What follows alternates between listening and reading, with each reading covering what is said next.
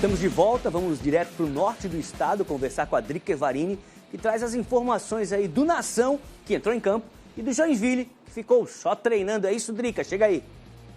Boa tarde, Mancha. Boa tarde a todos que nos acompanham aqui no Clube da Bola. E o Joinville vem embalado depois de uma grande vitória contra a Chapecoense no último fim de semana lá em Chapecó. Uma vitória que deu confiança para o time e colocou o tricolor na 6ª colocação na tabela de classificação. Importante, já que todo mundo sabe que o grande objetivo é conquistar a vaga na Série D. Depois dessa vitória, o Joinville teve a semana toda para se preparar para o confronto de amanhã, um confronto direto contra o Barra, lá em Itajaí, no Gigantão das Avenidas. Os dois times que têm 10 pontos cada um, que brigam diretamente por essa vaga na Série D, e aí por isso é uma vitória tão importante para o Jack. Inclusive a torcida tricolor promete uma invasão em Itajaí. Todos os ingressos para o setor visitante foram esgotados ainda no meio da semana. O desafio é equilibrar o ataque e a defesa. O Joinville tem o artilheiro da competição, tem um dos melhores ataques, mas também tem uma das piores defesas. E esse será o desafio amanhã em Itajaí para voltar para Joinville com a vitória. E aí tem 3 jogos seguidos em casa. Devido às alterações aí da tabela de jogos do Campeonato Catarinense, Joinville vai ter uma sequência de Concórdia, Criciúma e Nação na Arena Joinville. E por falar em Nação, o Nação conseguiu aí um resultado importante também no sul do estado contra o Hercílio Luz. Saiu na frente, acabou sofrendo o empate em Tubarão, mas somou mais um ponto, agora tem 4 pontos, continua na lanterna da competição e tem um desafio também duríssimo no próxima segunda-feira, nessa rodada. Recebe a Chapecoense na Arena Joinville. A Chapecoense, como a gente sabe, também está pressionada pelos resultados, muito próximo da zona de rebaixamento, e por isso será aí um jogo muito difícil, tanto para o Nação como para a Chapecoense na Arena Joinville. Na semana que vem a gente volta para trazer todos os detalhes desses jogos do fim de semana e da continuidade do Campeonato Catarinense. Volto com você aí no estúdio. Valeu, Drica. Renato Semensati, né, para a gente não deixar de falar um pouquinho do Leão do Sul, Hercílio Luz, que buscou o empate, né, estava perdendo, conseguiu ainda sair com um ponto desse jogo contra o Nação. Se você analisar o resultado friamente, foi ruim, né? Porque já jogando em casa contra o lanterna da competição, vinha de uma vitória boa, se recuperando, depois que o Alexandre Lopes tinha assumido, era um empate com o Figueirense e a vitória em casa contra o Marcílio, mas aí saiu perdendo por 2-0, né? Faltando 10 minutos, você está perdendo por 2-0. Se você empata 2-2, dá até para computar que você somou um ponto, né? Mas acho que no cenário normal, esse jogo conta como tropeço. Fundamental seria fazer os 3 pontos para ter uma gordurinha ali dentro do G8, para não depender até a rodada final de se classificar entre os 8. Mas é um time competitivo, né? Que relembra agora com o Alexandre Lopes no comando aquele time do ano passado, mas não pode bobear em casa como bobeou, né? Perdeu pênalti, com todo respeito ao Nação, mas é o lanterna do campeonato. E se você quer classificar, você jogando em casa, você não pode perder ponto pro lanterna do campeonato. E olha que o Hercílio empatou o jogo em 3 minutos e aos 49 do segundo tempo vai botar uma bola no travessão. Por muito pouco não virou. E o registrar aí que o Alexandre Lopes, ele colocou o Cleiton, aquele mesmo base do Figueirense, que era titular absoluto até então, nesse último jogo estava no banco de reservas. Não sei se por uma questão de lesão, alguma coisa nesse sentido, mas eu estava acompanhando esse jogo. Para minha surpresa, o Cleiton estava no banco, ele entrou, até participou ali da virada, participou do lance, da virada não, dos gols para empate, né? O Ingro empata o jogo ali, e depois aos 49 o Hercílio botou uma bola na trave. Só para dizer o seguinte, meu caro Marcelo Mancha, avisa esse rapaz de preto aí do seu lado que ele está desinformado, porque ele falou que não tem VAR no Campeonato Catarinense, mas tem VAR no Clássico Avaí Figueirense. Avisa o rapaz de preto aí, por gentileza. O rapaz de preto, vejo que é Sérgio Badá. Teremos VAR no Catarinense, é isso, Fábio? Teremos uma reunião... VAR de que jeito, VAR? Futebol? Campeonato Catarinense não tem VAR. Como é que vai ter VAR no Clássico? Ou tem todos ou não tem nenhum? Não, tem. Que história tem. é essa de VAR no Clássico? Não estou sabendo. Pagaram, reunião da diretoria do Avaí com a diretoria do Figueirense, estabeleceram, estipularam que vai ter VAR no clássico. Isso aí é desequilíbrio técnico. É clássico. Clássico tem que ter VAR. Desequilíbrio técnico, clássico não pode. É o único clássico do campeonato. E clássico tem que ter VAR. É jogo especial. Movimenta toda uma cidade. É clássico o quê? Ou tem todos ou não tem nenhum. E não vão colocar o público que deu em Criciúma e Brusque. Criciúma e Brusque vai dar mais gente do que no clássico da capital hoje. Escuta o que eu tô falando. Vamos ver.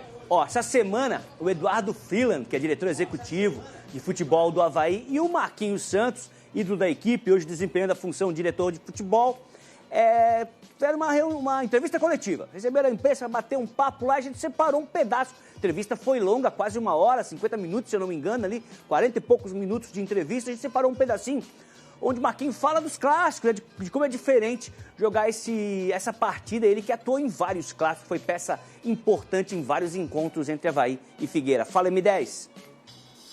O clássico, para mim, de repente, pode ser o maior jogo do campeonato, né? Não sei como vai ser a final, porque é um jogo atípico, de 2 times da mesma cidade e que move paixões, né? Eu, como sou daqui, então vivi isso aí desde de pequeno e sei o que estou falando, né? Pode ser o único clássico do ano, então tem várias situações e não tem outro dia. É no sábado, está marcado lá, 4h30, o local, horário, e a gente vai estar pronto. Vai estar pronto, lambendo as feridas que aconteceu no último jogo e pronto para fazer um grande jogo. Com esses mesmos jogadores que estão aí, que eu acredito muito, nosso plantel é um plantel forte, né? É um jogo que, cara, mexe com a emoção, mexe com familiares, mexe com família, mexe com a torcida, mexe no dia a dia, porque eu quero ir passear, andar na rua, jogar o meu futebol e tirar sarro, não ser gozado, né? Essas coisas. O André vai depois me pegar, né? Os caras ficaram tirando sarro. Não nasci para ser chacota dos outros, e não fui na minha carreira toda, então agora que eu parei de jogar, eu não quero ser. Então, se depender do Marquinhos, amigo, nós vamos lá para dentro, preparado, vamos concentrado, vamos com todas as armas, com o apoio do nosso torcedor. O torcedor vai para lá apoiar, porque quando o jogo é lá, só vai os loucos. E os loucos berram o jogo todo, e sempre foi assim, né? Desde quando eu era torcedor, depois quando virei jogador. É um clássico importante, a equipe deles vem numa crescente, a nossa também, estamos em 4º, né? Se a gente ganhar, a gente passa eles, então a gente está no mesmo campeonato, com as mesmas condições, jogamos na casa do adversário, mas isso aí para nós não faz diferença. A gente já mostrou ao longo da história, né, que isso aí não faz muita diferença, e a gente vai para fazer um grande jogo. Os caras vão ser sim, né, envenenados, vão ser sim, vão saber da importância desse jogo, a importância para todos nós, para eles também, né, porque eles também têm vida fora do futebol, e isso aí atrapalha bastante. Quem ganha sai por cima, quem perde fica escondido, não tem que enganar ninguém, né? Então, cara, pode ter certeza que até sábado lá vai estar tudo bem organizado, bem detalhado e todo mundo pronto para fazer um grande jogo. Tá aí, ó, a galera mandando mensagem. Anderson Reis de São José. Mancha, avisa o Perseu que hoje é 2-0 pro Figueira. Abraço para toda a equipe do Clube da Bola e da NDTV. Mancha, boa tarde. 3-0 Figueirense. Fabiano Correia Rosa de Jaraguá do Sul. A gente ouviu também o técnico do Alvinegro, João Bursi, sobre o jogo importante de daqui a pouco. Fala, professor. Durante toda a semana aí, muito focado, concentrado nos detalhes, sabemos da dificuldade, mas estamos preparados aí para fazer um grande jogo ao lado do nosso torcedor, então tudo isso nos motiva muito. A gente usou a semana toda para estar conversando sobre isso, são pensamentos diferentes.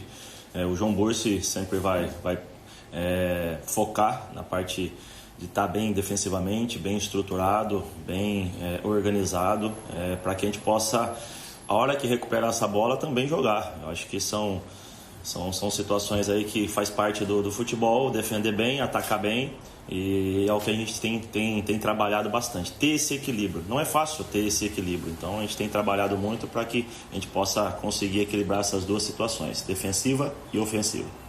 Bem, já vivi sim clássicos lá, principalmente lá Bavi, que é um clássico bem forte também.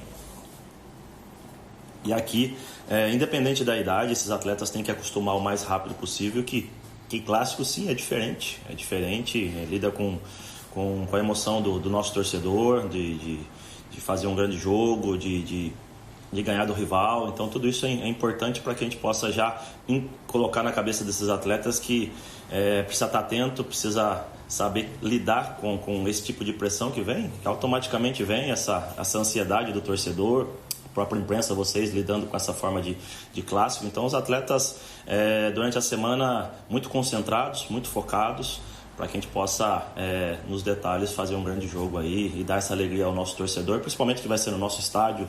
O nosso torcedor aí, a gente tem visto aí, tá se mobilizando bastante para estar presente aí no estádio, então a gente conta com o apoio deles aí para fazer um grande jogo e dar essa tranquilidade para os atletas, que a gente sabe que é importante demais. No momento que oscila durante o jogo, o torcedor vir junto, como tem feito sempre, e isso dá tranquilidade para o atleta continuar mostrando o seu trabalho. Legal, a gente tem que ir para o intervalo, mas antes, Fábio Machado, ouvimos o Marquinhos, palavras de Marquinhos, palavras de John Burst também. O Marquinhos que passou, que viveu tantos clássicos, dá para passar alguma coisa lá no vestiário, para a gurizada que, por exemplo, está indo para o seu primeiro clássico?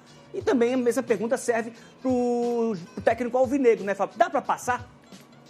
Primeiro, respondendo a tua pergunta, é claro que o Marquinho hoje vai fazer todo um trabalho de vestiário. É claro que o Marquinho, na mente, fez no ano passado, quando o time do Avaí com Sub-23 ganhou do time principal do Figueirense. É lógico que ele vai fazer, como o Fernandes, como o Genilson, como o próprio goleiro Wilson vão fazer no estádio Orlando Scarpelli.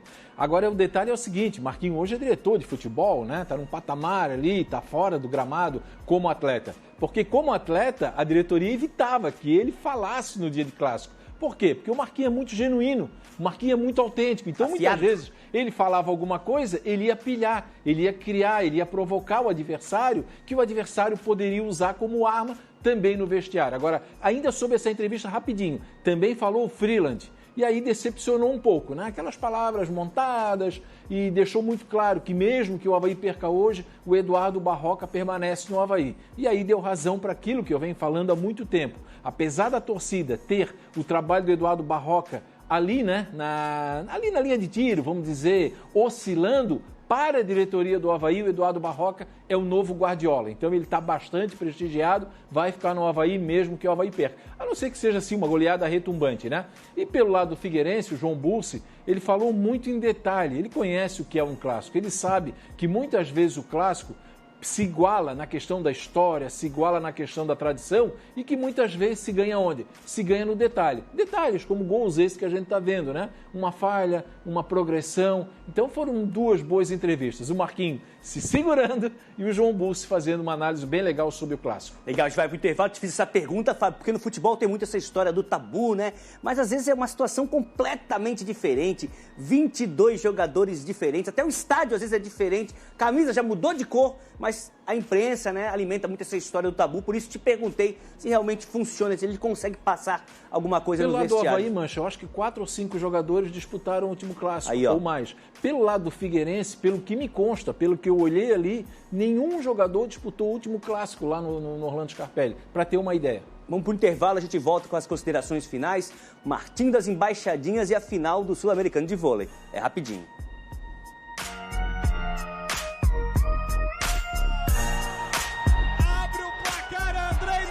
Jogadaça com o Modesto.